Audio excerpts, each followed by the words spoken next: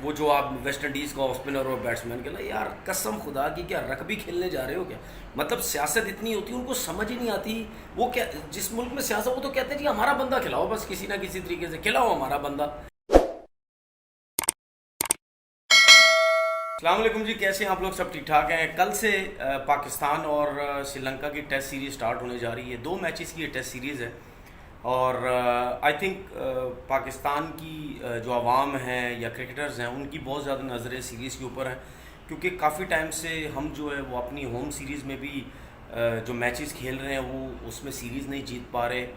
तो उसमें मतलब काफ़ी बातें होती हैं कि कप्तानी सही नहीं है या प्लेयर्स अच्छे नहीं खेल रहे। ज़्यादातर तो यही बात होती है कि कप्तानी जो अच्छी नहीं हो रही। खैर वो तो मैं ये समझता हूँ कि वो एजेंडा बेस्ड बात होती है, लेकिन जो प्लेयर्स की परफॉर्मेंसेस हैं उसकी वजह से भी आपकी टीम जीतती है। इंडिविजुअली अगर आप अच्छी परफॉर्मेंस दे रहे हैं, या आप सिचुएशन के हिसाब से नहीं खेलते, या अपने लिए खेलते हैं, या बॉलिंग अच्छी नहीं करते, बहुत सी चीज़ें ऐसी होती हैं, या फिटनेस आपकी अच्छी नहीं होती, या स्पिनर अच्छी बॉलिंग नहीं कर रहे, फास्ट बॉलर अच्छी बॉलिंग नहीं कर रहे, जिसकी वजह से आप मैचेस हारते हैं। तो सारा ब्लेम जो है कैप्टन के ऊपर देना, ये मेरे ख्याल में गलत है। और प्रैक्टिस मैच जो खेला गया, वो जाहिर सी बात है, एक प्रैक्टिस मैच होता है, उसकी कोई इंटरनेशनली इतनी वैल्यू तो नहीं होती, लेकिन कम से कम आपकी अपनी जो प्रैक्टिस है, आपकी जो फॉर्म है, वो एक सामने नज़र आती है कि क्या किस लड़के की कैसी परफॉर्मेंस चल रही है। जो मेरी टीम है, जो मैं समझता हूँ कि जो पाकिस्तान की कल जो टेस्ट टीम है वो खेलनी चाहिए, उसमें देखें इमामुल हक जो है, वो वो ओपनर होंगे। उसके बाद अब्दुल्ला शफीक की मैं बात ये करना चाहता हूँ। देखिए, आखिरी 9 इनिंग्स में कोई 50 नहीं किया हुआ अब्दुल्ला शफीक ने। मैं ये समझता हूँ कि आखिरी 9 इनिंग में 50 तो कोई नहीं किया हुआ है, लेकिन ये एक टेस्ट मैच, शायद कल का टेस्ट मैच उनको खिलाए। और अगर खिलाते और ये टेस्ट मैच में कुछ नहीं करते, अगर दोनों इनिंग्स में बारी आती, तो समझो 11 इनिंग्स हो जाएंगी इनकी। एक बैट्समैन के लिए 11 इनिंग्स बहुत होती हैं।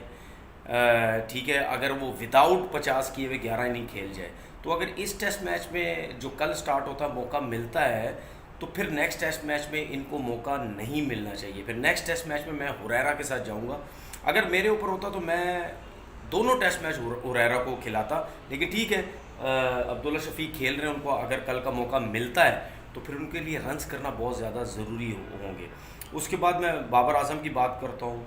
ठीक है, फिर सलमान आगा की मैं बात करता हूँ। फिर हमारे पास सऊद शकील भी हैं, ये भी बड़े जो है वो टॉप के प्लेयर्स चल रहे हैं। इनकी भी बड़ी ज़बरदस्त आखिरी 3-4 टेस्ट मैचेस में जो परफॉर्मेंस है वो बहुत अच्छी चल रही है।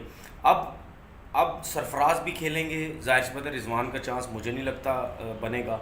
इबरार हैं, नोमान है, शाहीन है, नसीम शाह हैं, आमिर जमाल को मैं ये समझता हूँ इस वजह से खेलना चाहिए क्योंकि आमिर जमाल आपके पास एक ऑलराउंडर आए हैं। तो अगर आपके पास एक कुछ अरसे बाद ऑलराउंडर आया, ठीक है, मैं समझता हूँ कि टेस्ट क्रिकेट के हिसाब से वो उस लेवल की परफॉर्मेंसेस नहीं है उनकी डोमेस्टिक क्रिकेट की, लेकिन कहीं ना कहीं हमें नज़र आता है कि पेस भी है, थोड़ी सी बैटिंग भी कर लेते हैं। अगर टेस्ट क्रिकेट आमिर जमाल ने खेलनी तो उनको अपनी बैटिंग और बॉलिंग इम्प्रूव करनी पड़ेगी, क्योंकि ज़्यादातर तो आपको ये आइडिया है कि अब तो सारे लड़के T20 cricket, white ball cricket के शौकीन हो गए, बस उसी के लिए 4 ओवर की प्रैक्टिस, 4 ओवर की बॉलिंग बैटिंग करते हैं, उसमें वो अपने आप को मनाने की कोशिश करते हैं। लेकिन जो रियल में आपकी जो रेपुटेशन बनती है टेस्ट क्रिकेट के हिसाब से, वो जो है वो उसको आपको खुद सोचना है। अब मैं बात ये करूँगा कि क्या रिजवान कल खेल पाएंगे, मुझे नहीं लगता, क्योंकि आपके पास इमाम हो गया, अब्दुल्ला शफीक हो गया, ठीक है, उसके बाद आपके पास बाबर आजम हो गया, फिर सऊद शकील हो गया, सलमान आगा, ये एक जगह बनती है, सलमान आगा या रिजवान। लेकिन सलमान आगा को मैं नहीं समझता, क्योंकि सलमान आगा की आखिरी जो न्यूजीलैंड के ख़िलाफ़ उन्होंने सीरीज़ खेली थी उसमें एक 100 भी है, और रिजवान ने काफ़ी टाइम से कोई 10-11 इनिंग्स होंगी, ऐसे कुछ होगी, उन्होंने उनका एक 50 नहीं। तो मुझे नहीं लगता कि रिजवान को खिलाया जाएगा, और ज़बरदस्ती अगर रिजवान को खिलाया गया तो फिर सलमान आगा के अलावा मुझे तो नहीं लगता कोई लड़का ऐसा है उसकी जगह रिजवान को उसकी जगह खिलाया जाए, क्योंकि काफ़ी लड़के जो हैं सारे तकरीबन अच्छी परफॉर्मेंसेस दे रहे हैं। इब्रार के ऊपर नज़रें होंगी, नुमान के ऊपर होंगी, ये दोस्त आपके मेन स्पिनर्स हैं। इसके साथ साथ सलमान का ये फ़ायदा कि सलमान जो है ऑफ स्पिन कर सकता है, उनका खिलाने का ये बड़ा फ़ायदा कि वो साथ में बॉलिंग भी कर सकते हैं। बाकी फास्ट बॉलिंग की मैंने आपको बता दी, शाहीन और नसीम जो है नसीम शाह है। शान मसूद की सिलेक्शन की थोड़ी सी बात करता हूँ। ये जो सिलेक्शन हो ये मतलब बिला वजह की सिलेक्शन हुई है। इस सिलेक्शन का कोई सर कोई पैर नहीं है, क्योंकि उसकी परफॉर्मेंस ही नहीं है। ठीक है, पाकिस्तान टीम में भी देख लें, शान मसूद ने आखिरी 14 इनिंग में कोई 50 नहीं किया हुआ, तो बिला वजह की है। ये 11 जनवरी को आई थिंक 2023 अभी जो डर्बी में ये काउंटी से खेल रहे थे, एक इनिंग में 67 किया है, इस एक मैच जो खेला है इन्होंने उसमें 67 और 95 नॉट आउट किया। दूसरा मैच उन्होंने 25 जनवरी को खेला, एक में 0 किया, एक में 32।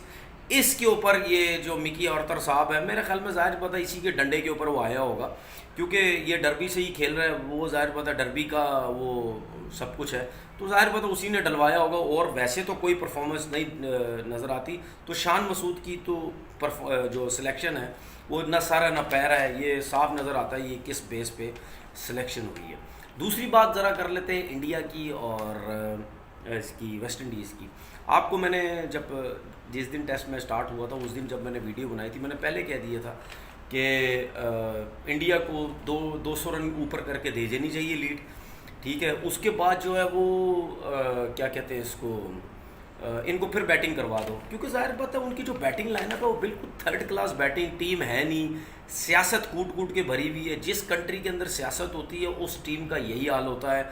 ये जो वेस्ट इंडीज़ की टीम की बात करते हैं ना लोग कि वेस्ट इंडीज़ की टीम एक दौर में बहुत बड़ी टीम थी, बहुत बड़ी टीम थी, इसमें कोई शक नहीं, लेकिन आप ये तो देखें कि उस दौर में सारे ज़्यादातर नेचुरल टैलेंटेड प्लेयर आते थे। चाहे आप बॉलिंग की बात करें नेचुरल तेज़, बैटिंग की बात करें टॉप क्लास टैलेंट, उसके बाद ब्रायन लारा आया टॉप क्लास जो है वो टैलेंट। ठीक है, वेस्ट इंडीज़ की टीम भी सिस्टम से नहीं चलती जिस तरह हमारी टीम है, सिस्टम से नहीं चलती। हमारी टीम भी नेचुरल टैलेंट पे चलती है, क्योंकि हमारे यहाँ पे भी सियासत भरी पड़ी है। इसी तरीके से सियासत वेस्ट इंडीज़ में भी भरी पड़ी है। वो आपने हालात जो है वो वर्ल्ड कप में देख लिए, जो वर्ल्ड कप का हाल हुआ। हमारी टीम इस वजह से बच जाती है, हमारी क्रिकेट इस वजह से बच जाती है क्योंकि हमारी कंट्री बड़ी है, हमारी कंट्री में टैलेंट कहीं ना कहीं से आता रहता है। वेस्ट इंडीज़ में जो है वो टैलेंट नहीं आता। ऐशवर्थ ने 7 आउट कर दिए दूसरी इनिंग में, पहली इनिंग में उसने 5 आउट किए। आपने देखा 271 की लीड ली और शुरू से ही नए बॉल से बॉलिंग करवा दी। तो जो ये बैटिंग लाइनअप, बॉलिंग लाइनअप है इंडिया की और जो वेस्ट इंडीज़ की बैटिंग लाइनअप है, तो ये तो मुझे नहीं लगता कि, मुझे ऐसा लगता है हर टेस्ट मैच में ऐसा ही होगा, क्योंकि कोई मुकाबला ही नहीं। उसके बाद वो जो एक स्पिनर खिलाया वेस्ट इंडीज़ ने, वो जो हैवी कॉनवे नाम है, कि पता नहीं कॉनवेल क्या नाम है उसका। ठीक है, अब मुझे ये बताएं, इस वेट के साथ कोई शर्म नहीं आती किसी को? इस वेट के साथ आप इंटरनेशनल क्रिकेट खिला रहे हो। ये मैं शर्म का वर्ड क्यों यूज़ कर रहा हूँ? क्योंकि ये चीज़ें उन्हीं कंट्री में होंगी। इतना वेट का आदमी कभी आप ऑस्ट्रेलिया में नहीं देखेंगे, इतना वेट का आदमी कभी आप न्यूजीलैंड, साउथ अफ्रीका, इंग्लैंड, ठीक है, इन जगहों पे आप कभी भी नहीं देखेंगे। ये चीज़ें हमेशा उस मुल्क में नज़र आती हैं जिसमें सियासत, पर्चियाँ, डंडे, ठीक है, ये चीज़ें हमेशा उस कंट्री में नज़र आती हैं। वो जो आप वेस्ट इंडीज़ का स्पिनर और बैट्समैन के लिए, यार कसम खुदा की, क्या रग्बी खेलने जा रहे हो क्या? मतलब सियासत इतनी होती है, उनको समझ ही नहीं आती। वो क्या, जिस मुल्क में सियासत, वो तो कहते हैं जी हमारा बंदा खिलाओ, बस किसी ना किसी तरीके से खिलाओ हमारा बंदा, चाहे कुछ भी है। तो उसमें इस किस्म के जो है वो क्रिकेटर खेलते हैं। खैर, मैंने उस दिन बोल दिया था कि 3 दिन का टेस्ट मैच है, 3 दिन में ये टेस्ट मैच जो है वो ख़त्म हो जाएगा और वो हो गया। अब इंजॉय करें इंडिया की टीम, और आगे भी इंजॉय करें। जायसवाल ने बड़ी ज़बरदस्त इनिंग खेली, विराट कोहली ने बड़ी ज़बरदस्त खेली, रोहित शर्मा ने 100 किया। ये लोग कर सकते हैं, क्योंकि इनमें जायसवाल को तो मैं अप्रिशिएट करता हूँ, वो एक नया लड़का है, लेकिन विराट कोहली और रोहित शर्मा तो इस बॉलिंग लाइनअप के ख़िलाफ़ तो मेरे ख्याल में उनको रन्स करने चाहिए। और जो अगला टेस्ट मैच है, मेरे ख्याल में तैयार हो जाओगे, शायद शुभमन गिल भी अब कोई बड़े रन्स जो है वो करने वाले, क्योंकि उनकी जो फॉर्म है वो बड़ी ज़बरदस्त फॉर्म है। अपना बहुत बहुत ख्याल कीजिएगा। अल्लाह हाफिज़।